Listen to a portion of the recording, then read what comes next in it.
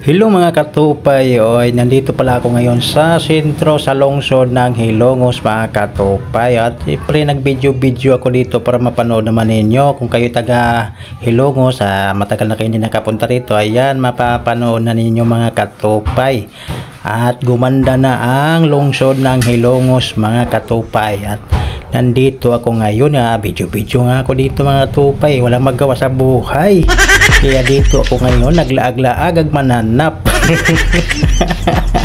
Ayan o, dito ako ngayon sa malapit sa public market ng Hilongos mga katupay. Ang ganda. Tapos medyo umambon-ambon pa. Bahala kayo dyan, basta ako dito mag-video ako ngayon dito mga katupay.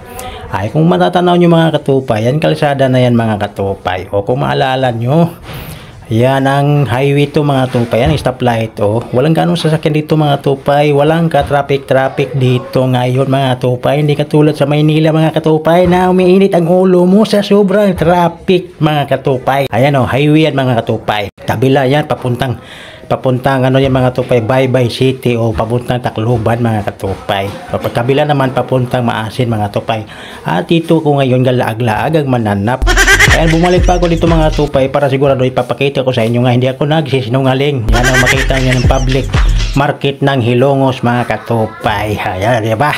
Ayan ang ebidensya. At dito na mga katupay, o yan ang terminal ng mga tricycle mga tupay. At dyan ako ngayon. Sasayaw ako dyan mga katupay. Sasayaw. Ayan na o, ayan na o. Ayan o, sumasayaw ako mga tupay kasi naundot ang sayaw ko dyan dahil nalaglag ang aking tripod mga katupay. Kaya natigil na mga katupay. At dito na rin matigil ang ating video mga katupay. Maraming salamat. Bye-bye.